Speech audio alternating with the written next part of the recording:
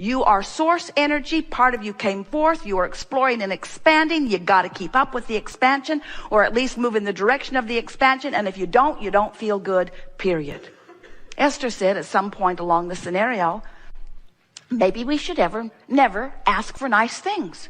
Maybe we should just never have nice things. Then when they drop it, we'd say, no problem. It's made out of plywood. It doesn't matter. I can make another one tomorrow. And Jerry said, I don't think that's what Abraham's going for here. I don't think that the secret to a happy life is holding back on your desires. You can't. Life is going to insist that you expand. The whole universe, everything that you are about, the core of the energy that is you, the very reason that you came into this body, into this glorious contrasting experience, it all exists for the joyous, inevitable, eternal expansion. You cannot hold it back. But when you hold yourself back with contradictory thoughts to the expansion, you feel the discord, and then sometimes you say, I think I shouldn't want so much because I want things I can't figure out how to have. And that's really what we want to talk about here today, because we want you to let go of the manifestation part of it just for a little while and take emotional journeys. In other words, most people who want more money, or who want a better relationship, or who want a better job, or who want a better car, or who want a better life, most people who want that want it with a flawed premise basis.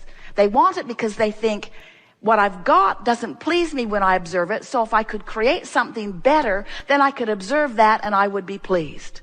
So give it to me, and then I'll have a pleasing response to what has been given. And we say, it doesn't work that way. You have to find the vibrational attitude in order to stop the resistance, in order to allow the manifestational receiving of what's already in your vortex. You have to find the vibration first. In other words, you have to have an emotional journey. So here's the way it plays out. So you stand in here now, and let's say you want a lover who isn't there, or let's say you want a lover who isn't in your life yet.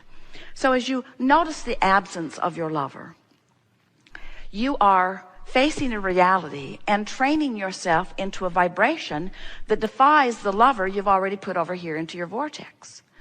So you can't feel or have the manifestation until you get into the vortex, until you stop the resistance that raises the vibration that allows the manifestation of it. So sometimes you say, well, if I could just see my lover, or hear my lover, or smell my lover, or taste my lover, or feel my lover, if I could have the physical experience of my lover, that would be so nice. And we say, yes, and that's one of the things that makes this manifested life so delicious. In other words, it is so lovely to be able to explore life through your physical senses. We get that. We understand why you want that. We want that for you too. But here is the important thing to understand about this vortex. This vortex is vibrational.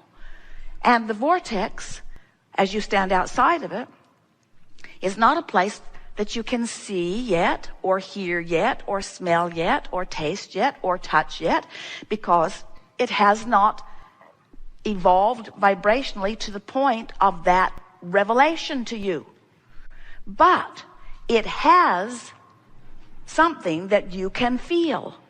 The key to your vortex is the way you feel. So as you think about your lover and you feel the elation of that, you are offering no resistance. As you think about the absence of your lover and you feel that discord, that means you are discordant to your vortex. Do you hear what we're getting at?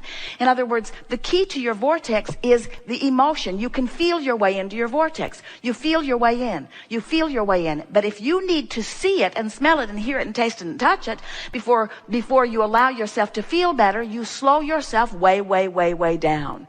And that's where the word expectation comes in. If you can train yourself to positive expectation, to feeling good without needing the manifestation first, now you are the creator that you were born to be, using the power of your mind and the glorious benefit of your emotional guidance system to figure out that relationship between the two vibrational aspects of you.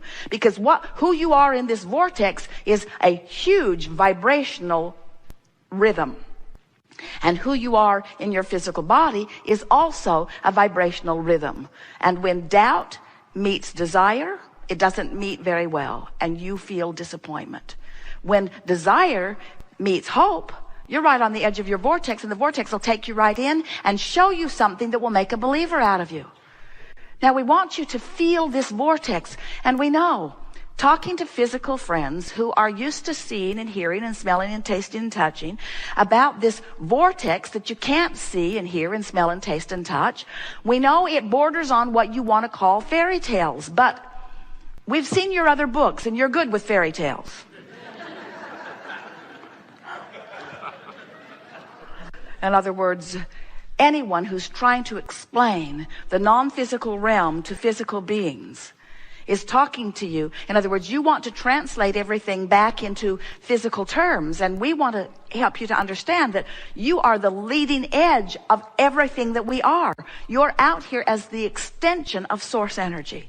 And when you stand here outside the vortex and demand that you see the culmination of what you want before you adjust your vibration, you are asking the impossible, because law of attraction is consistent always. So today we want to talk with you about anything that is important to you. Nothing is off limits. It is our powerful desire to assist you in understanding this vibrational reality that exists. We have the benefit, as we visit with you, of knowing fully your vortex and of sensing your relationship to it.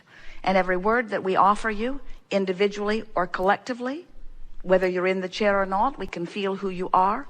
Every word that is offered here is with one interest in mind, and that is to help you through the listening to the rhythm of our words and the consistency within the laws of the universe that we know, to bring you vibrationally up to speed with what you've got going on in your vortex. And it is our expectation that as a result of this conversation that we have here today, you will leave much resistance behind and come closer and closer to the proximity of your vortex. And then in the days that follow, manifestations will be routine for you as a result of the releasing of resistance and the allowing of the alignment.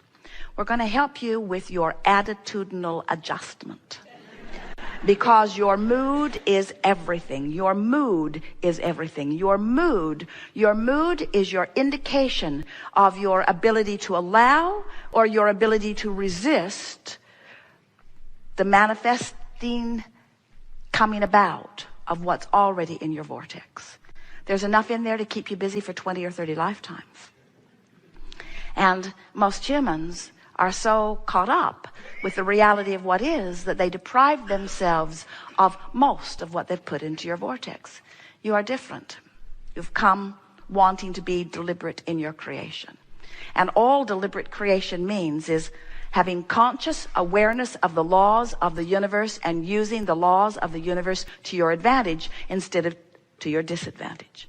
What deliberate creation means is being sensitive to the two vibrational aspects. What deliberate creation means is, and it's really what the art of allowing is, the art of allowing myself by releasing resistance, vibrational alignment with the whole of who I've become.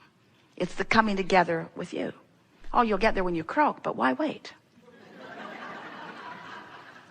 We think that you should be able to sift, know what you don't want, know what you do want, think about it, talk about it, line up with it, and receive it.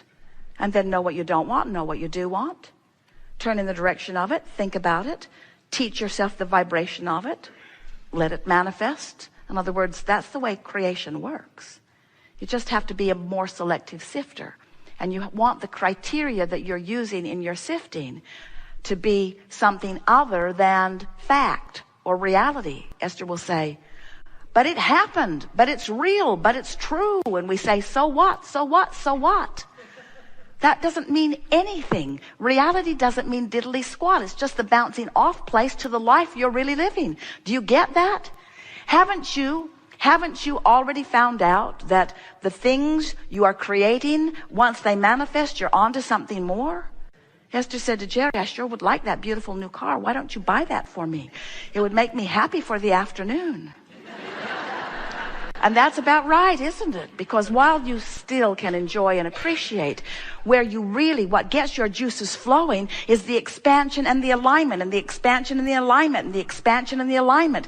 That's the joy of life. And what trips you up and makes you miserable is the expansion and the not going, and the expansion and the not going, and the expansion and the not going. And the thing is, you can't stop the expansion. You're expanding, you're expanding. Deliberate creating means you know you're expanding and you're making an effort to go with it. And when you do, life is full and fast and fun and delicious and invigorating. You feel the passion of your being flowing through you because you feel the fullness of who you are focused in you. To see the world through the eyes of Source, to live in this physical body in sync with the energy of who you are, and feel Source flowing through you, having the conversation in the elevator, having the conversation in the restaurant, having the conversation with your children or grandchildren, having a conversation with your lover. When you are in tune with the Source that is you, and you are letting the whole of you be present in this moment, that is deliberate creation, and that is the art of allowing, and that is who you were born to be, and that's what we want to talk about here today.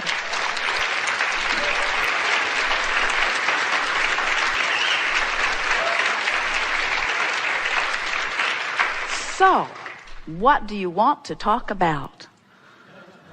Some things. Begin right there. Stand if you think it's you, and then we'll sort it out.